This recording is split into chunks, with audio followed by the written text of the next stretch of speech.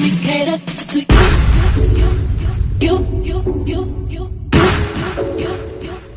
Let me cater to you. Let me cater to you. I wanna let you know, girl, that you know that I like what you do. So if I be reassured, my life will be purpose without you. If I want it, I'm gonna ask you. I am to be there. Challenge me for the better for you. Let me cater to you. Hello everyone, and thank you for coming back to the channel. And we're going to be talking about Jean Shah and her sentencing for 6.5 years behind bars. And we'll just see what the audio is giving us regarding this breaking news. 6.5 years behind bars. The reality TV star pleaded guilty last year in connection to a telemarketing scheme that allegedly scammed elderly people out of thousands of dollars. Shah will be subject to 5 years of supervised release once she gets out of jail. Okay, now see, that's what I don't quite understand. She was sentenced for 6.5 years. It should have been a little longer than that. And they having her to also complete some mental health evaluations. I'm like, shouldn't we have done that first and then put her where she needed to be? Okay, but that's just not how they do it these days. But I'm getting this article information from NBCnews.com, and it's titled Real Housewives star Jean Shah ordered to complete mental health program after prison sentence. Real Housewives of Salt Lake City Jean Shah has been ordered to participate in a mental health treatment program as part of her probation following her prison release. Shah, 49, was sentenced to 78 months in prison after she pleaded guilty to one count of conspiracy to commit wire fraud. Federal prosecutors said Shah was a leader of a nationwide telemarketing fraud scheme that victimized thousands of people. Okay. She also been ordered to surrender to the Federal Bureau of Prisons on February 17th, according to a judgment filed last week in the U.S. Court for the Southern District of New York. Shah will undergo 5 years of supervised release. Now, I don't understand that. I'm like, if you did a crime, you need to do the time, and you don't need to have no supervised release. You need to just be stuck up in that prison or wherever they got you being held, and treated just like a criminal should be treated, just given shelter, food, and health care benefits. Other than that, nope, no TV, no recreation as far as going outside, doing sit-ups and riding bicycles and what, none of that. She needs to be sitting in her cell in solitary, thinking about what she did to these individuals, and she needed to be writing them letters of forgiveness for them to forgive her. But that's just my say on it. But we'll go back to the article. It said you must continue to take any prescription medication unlisted.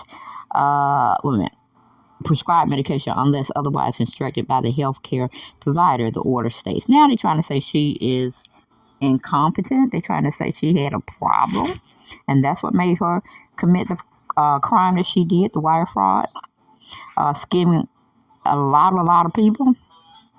That's where we're going with this now. Oh, I tell you, prisoners have more rights than upstanding citizens that follow the letter to the law each day of their lives. This is just a travesty, but that's just me speaking. Getting back to the article, it said you must contribute to the cost of services rendered based on your ability to pay the availability of the third-party payments. Shah has said she suffered from depression and was on antidepressants medication during an episode of The Real Housewives of Atlanta, Salt Lake City. On a recent episode, Shah revealed to her castmates that she had attempted suicide in the aftermath of being charged in the federal case. Yes, because she didn't know which way to go, and it'd be easy for her to try to commit that, instead of staying here facing the music, as she definitely ripped off a lot of people with her wire fraud scheme. So no, if she did that, do we have record of her being this way prior to her getting on the show of Real Housewives of Salt Lake City?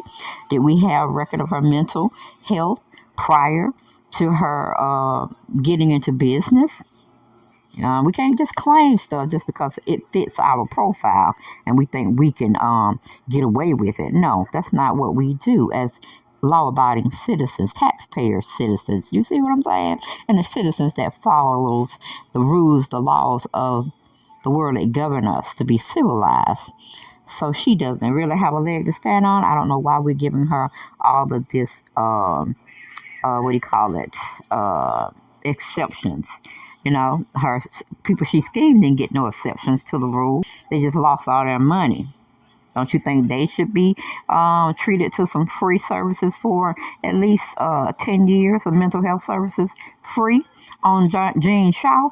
Since we're giving her the benefit of the doubt that she was sick at the time, mentally ill at the time, no ma'am. But anyway, Shah said she had locked herself in the bathroom and that her husband broke down the door. She said she was hospitalized for more than 2 days.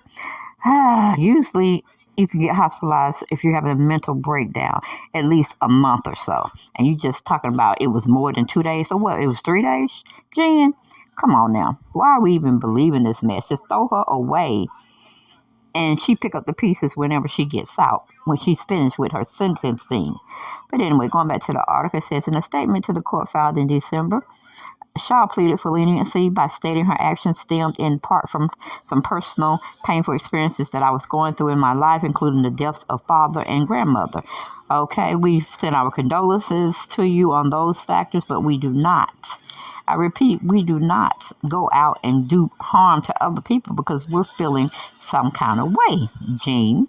But anyway, Jean's attorneys also filed a memorandum to the court in December asking for a 36-month sentence describing her commitments to her children and community. It's noted her work with the mental health organization that works with the Polynesian community.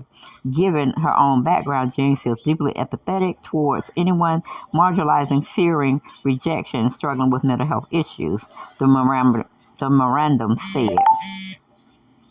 But victims of the fraud scam revealed the mental health toll Shaw actions took on them, which impacted statements used to evaluate her sentencing. One woman, a Canadian woman who lost more than $100,000, said she contemplated suicide after the financial stress took a toll on her marriage and ability to care for her ailing father. The burden you have caused is overwhelming. I can't even really put words to the amount of anguish you have caused, the victim wrote to Shaw in her impact statement. Now, you see what I'm saying?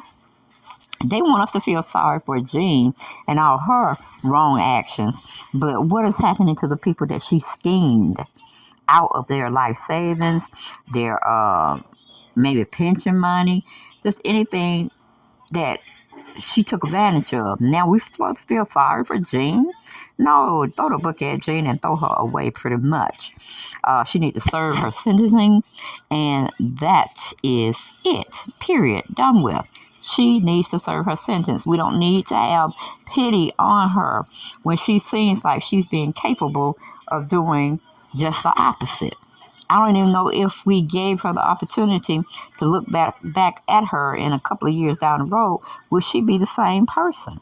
Or she will be this changed person.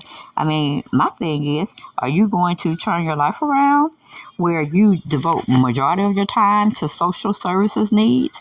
Are you going to develop a charity fund where you give back to the poor and you give back to the elderly and you give back to the mental health community? Are we setting up charities for this where the money don't go through you, but it goes to a responsible organization? Okay, that's what I'm talking about. That's doing our due diligence. But this mess right here, don't buy it. Just think it's all smoke screen. She want to go and be plush wherever she has to go spend the majority of her time and do no hard work, no writing of letters to the victims showing them that she really did feel sorry for them and she's sorry for her actions that she displayed on them. I'll throw the book at her already. Bye.